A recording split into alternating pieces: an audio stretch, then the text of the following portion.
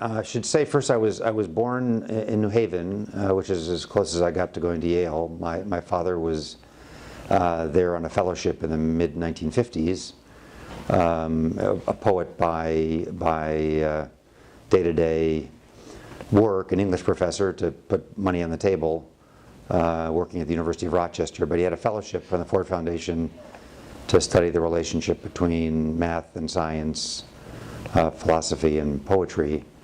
But back to Rochester, I grew up in the home of a poet, although he passed away when I was 7.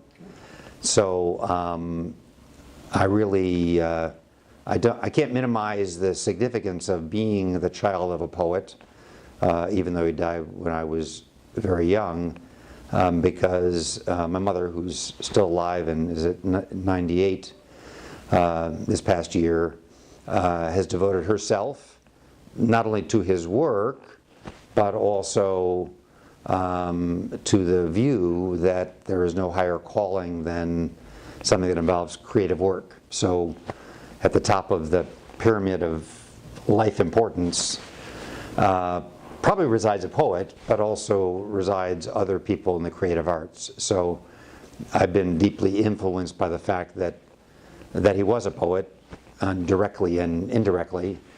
And obviously I also, because his work is quite well known, that I hear about his work, or I hear his work, or perhaps most significantly, and I sometimes say weirdly, that because he died when I was very young, I really know my father's voice on recordings reading poetry.